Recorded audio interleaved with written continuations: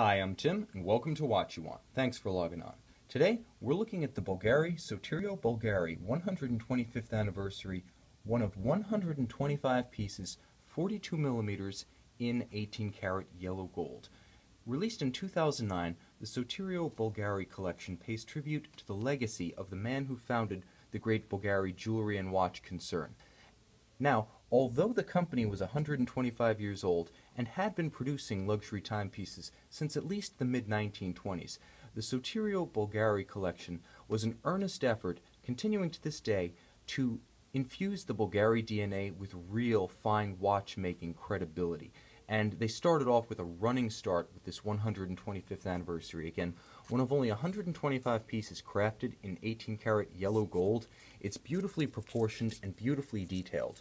This is a comprehensive, holistic effort at building a high-end watch that really delivers on the term. From the beautifully detailed dial to the exquisite and complex case to the voucher-based Bulgari BUL 250 movement, this is a true haute de gamme timepiece, and I want to go over some of the key elements on the wrist that make this an extraordinary addition to the Bulgari heritage of design, fashion, and high style, and the burgeoning legacy of high-end watchmaking. So the bottom line is Bulgari is no stranger to fashion, and as you can see, a lot of key Bulgari style motifs have been incorporated. At 42 millimeters, let's just talk about the size first, because this watch, although it looks large, it actually wears small.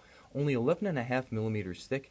It's actually quite accommodating to my smaller wrist. Now, as our long-term followers know, and our new-term followers are about to find out, my wrist is about 6 1/3 inches around. That's roughly 16 centimeters for those in the land of Bulgari, out in Rome. Buongiorno. The bottom line is this watch is absolutely appropriate for dress purposes, and while it might be a little bit baroque for purely casual occasions, it's got a wonderfully becoming character about it that makes it basically welcome in any company. I would say that although a formal watch, it's got a little bit of a sporty flair that allows it to play a little bit more broadly than a tried and true traditional dress watch. And a lot of that is down to the dial. Now, the dial is extraordinary here because a lot of the attention to detail went into crafting a dial that is beautifully executed, brilliantly detailed, and exquisitely complex.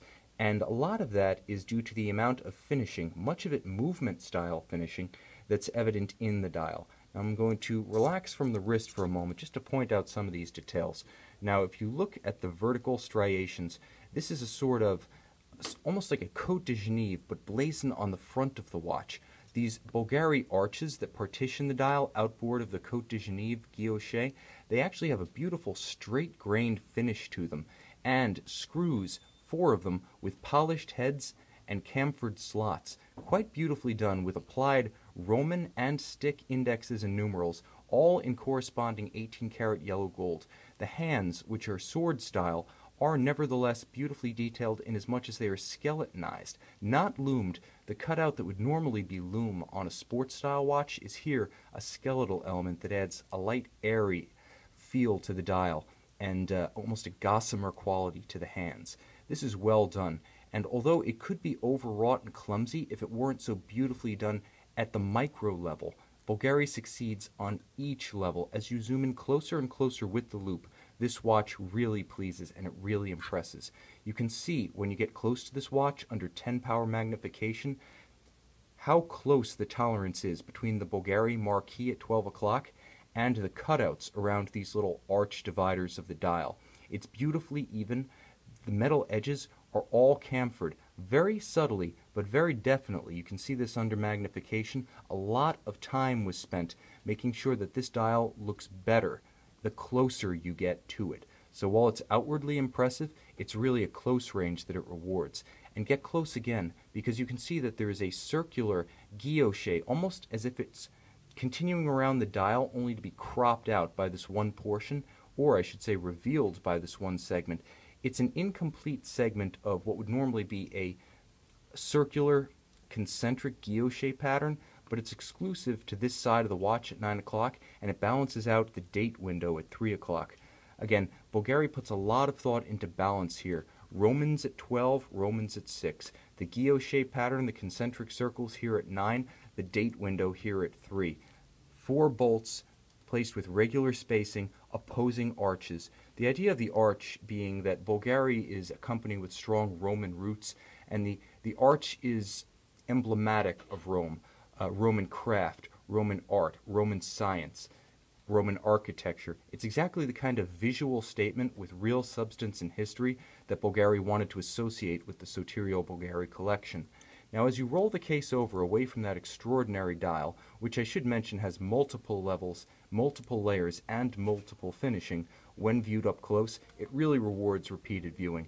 But I want to focus on the case itself, because it is in fact a half hunter. Now, the half hunter case back means that you can open it up and gaze on the movement, celebrating 125 years, limited edition, the signature of Sotiro Bulgari on the back, the idea being that this space in here is left open for a personalization. If you want to inscribe the watch, a personalization is something that you keep near and dear, close and private. It's not something that necessarily needs to be shared, and the idea is the beauty of that sentiment will be exhibited on the caseback interior alongside the beauty of the BVL 250 movement.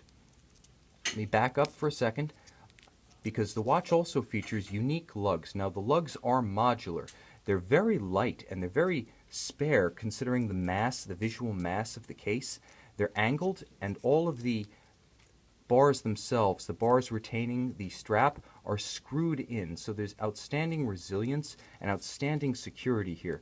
It's a measure of the quality of this case that this modular lug system and these screwed in bars are present and so beautifully integrated. You really can't tell until you get very, very close to the case flanks that these are in fact inserted and not soldered on. That's how close the tolerances are. That's how much thought and attention to detail went into this Sotiro Bulgari 125th anniversary watch. Now, continuing back to that hunter caseback, and this really is always a crowd pleaser, because people these days are used to display casebacks. The hunter, which is a bit of an anachronism from the pocket watch era, isn't something that's seen commonly anymore.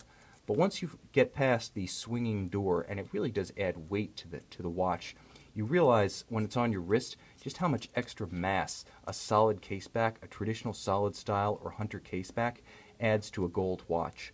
Once you get past that, you can see the BVL 250 movement. Now, it is built by a voucher manufacturer in Fleurier, Switzerland. Voucher manufacturer has some august clients, including, among others, traditionally, Chopard, Richard Mille, and Parmigiani, and they build some of the highest-end haute de gamme movements in the industry. If it's good enough for Richard Mille and timepieces costing into the six figures, believe me, you're getting an impeccable pedigree in this Bulgari. With a 55-hour power reserve, this twin-barrel setup has abundant and even torque release to power complications and to provide outstanding chronometric accuracy. Now, the Bulgari arch, and I'm going to show you right here, motif is repeated several times on the movement. First by the skeletonized winding rotor prongs, and then on the bridges themselves, and even on the balance cock. It's engraved in, it's integrated into the Côte de Geneve pattern, and the decoration on this movement is spare but beautifully done. There's nothing Baroque about this movement. Even though the watch itself is highly expressive, the movement is finished in the Fleurier tradition. Everything is beautifully done. The functional finish is outstanding. The closer you get, the more impressed you are with just how neatly it's been constructed, how competently it's been assembled, and how thoughtfully it's been engineered. There's a tight perlage pattern on the base plate. There's multi-directional Côte de Geneve. There's dressage, almost bent graining. It's sort of a modified straight graining on the rotor prongs itself, and of course on the wheels, circular graining. But really, Bulgari didn't go over the top here. The idea is to present a neat, functional, beautiful, and simple mechanical aesthetic, very much in that Roman tradition, because the star of the show is this dial and this gorgeous Bulgari case. You can see how integrated the lines and the holistic design concept is, as much as the lugs themselves actually flow into the arches of the dial, into and outward. There's a beautiful flow, a progression of this watch from top to bottom, from side to side. It's an artistic statement. Bulgari, after all, even through its high-end watchmaking and design phase and its associations with Gerald Genta in the 70s and 80s, has always been about style, has always been about market-leading, segment-leading, trend-setting fashion. With the Sotiro Bulgari collection, you get substance, but you don't sacrifice style. If that sounds like the watch you want, check out this Sotiro Bulgari 125th Anniversary limited edition of 125 pieces with all original boxes, papers, manuals, and documents of provenance on our website, Watch You Want.